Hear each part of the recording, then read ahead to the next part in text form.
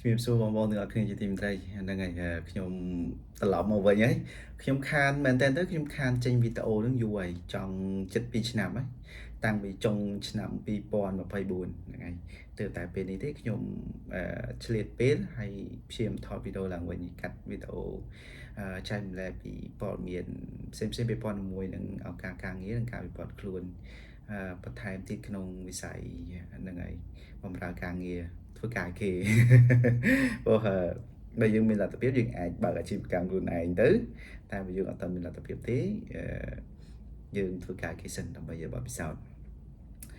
អញ្ចេះទេមករយៈមុននេះដោយសារខ្ញុំមានបញ្ហាពាក់ព័ន្ធជាមួយនឹងវីដេអូណាដោយសារមានបងប្អូនរបស់យើងមួយចំនួនហ្នឹងគាត់យកវីដេអូខ្ញុំយកទៅផុសបន្ត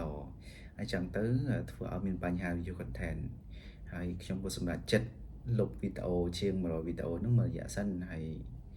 ភ្លេចខ្លួន2ឆ្នាំហ្នឹងហើយទើបតែមួយរយៈនេះនឹកឃើញថាចង់ថតវីដេអូឡើងវិញចែកជូនទៅដល់បងប្អូនទាំងអស់គ្នាហ្នឹងហើយថ្ងៃនេះខ្ញុំមាន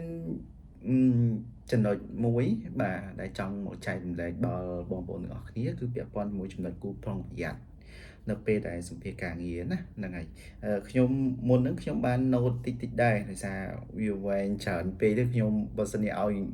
រនឹកបដើនិយាយបដើវាអាចនឹងថាវាមិនសូវ smooth រលូនល្អណាហ្នឹងហើយណាមួយទៅ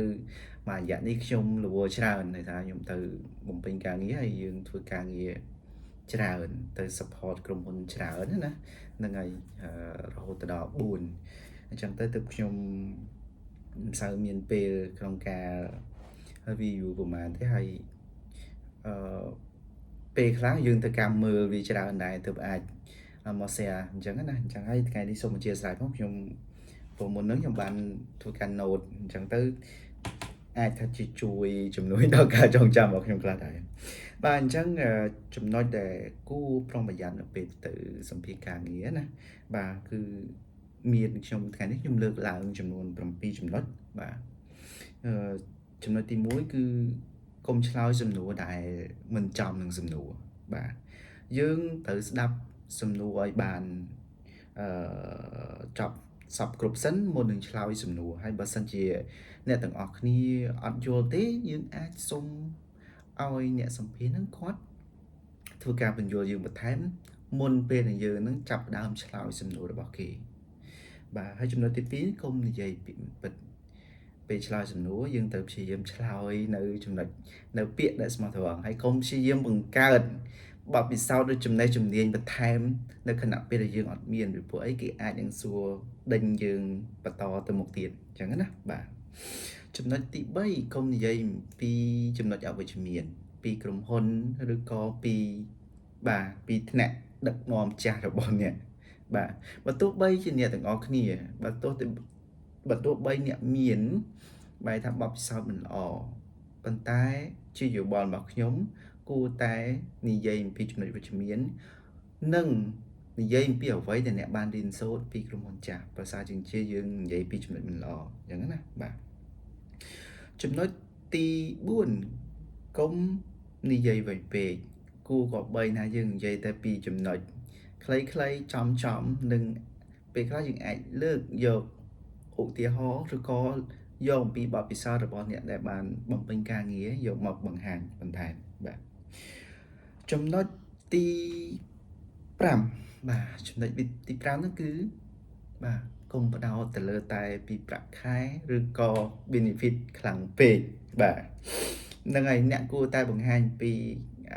ការចាប់អារម្មណ៍របស់អ្នកទៅលើតួនាទីក៏ដូចជាអំពីឱកាសរៀនសូត្រនិងការវិវត្តអាជីពរបស់អ្នកជាងបដោតតែទៅលើប្រាក់ខែនិងអត្ថប្រយោជន៍ចំណុចទី6មានអីបងប្អូនគឺកុំភ័យពេកបាទកុំភ័យពេកកុំព្យាយាមកាត់ពារខ្លួនខ្លាំងពេកបាទអ្នកគួរនិយាយដោយបាទគេថា confident ណាដោយមានទំនុកចិត្តបាទស្នាមញញឹមហើយមួយទៀតគឺ eye contact បាទគឺកែវភ្នែករបស់អ្នកហ្នឹងគឺថាត្រូវផ្ដោតទៅលើអ្នកដែលគាត់សម្ភាសរបស់យើងណាបាទកុំនិយាយឈ្ងោកមុខកុំងាកលិចងាកកើតងាកឆ្វេងងាកស្ដាំតែមិនយើងត្រូវ eye contact ជាមួយអ្នកដែលគាត់សម្ភាស ចំណុចចុងក្រោយដែលជាចំណុចសំខាន់បំផុតបាទដែលយើងគូគប្បីកុំភ្លេចឲ្យសោះបាទគឺព្យាយាមសិក្សាស្វែងយល់ធ្វើ research អំពីក្រុមហ៊ុនដែលអ្នកត្រូវធ្វើសម្ភាសត្រូវស្វែងយល់អំពីប្រវត្តិក្រុមហ៊ុនបាទត្រូវស្វែងយល់អំពីវប្បធម៌បាទត្រូវស្វែងយល់អំពីបេសកកម្មចក្ខុវិស័យហើយចំណុចដែលពិសេសសំខាន់បំផុតនោះគឺ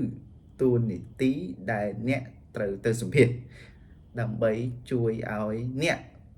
ឆ្លើយបានល្អក្នុងអំឡុងពេលធ្វើការសម្ភាសការងារបាទអរគុណច្រើនអ្នកទាំងអស់គ្នាអញ្ចឹងថ្ងៃនេះខ្ញុំមានតែចំនួន7ចំណុចទេដែលមកចែកជូនអ្នកទាំងអស់គ្នាហើយសង្ឃឹមអ្នកទាំងអស់គ្នានៅបន្តគាំទ្រនៅវីដេអូរបស់ខ្ញុំទៀតដើម្បីជាកម្លាំងចិត្តឲ្យខ្ញុំបន្តក្នុងការផលិតវីដេអូនេះចែកជូនទៅដល់អស់លោកលោកស្រីអ្នកកញ្ញាបន្ថែមបន្តទៀតអញ្ចឹងថ្ងៃនេះខ្ញុំសូមបញ្ចប់តែនេះសូមអរគុណសូមជម្រាបលា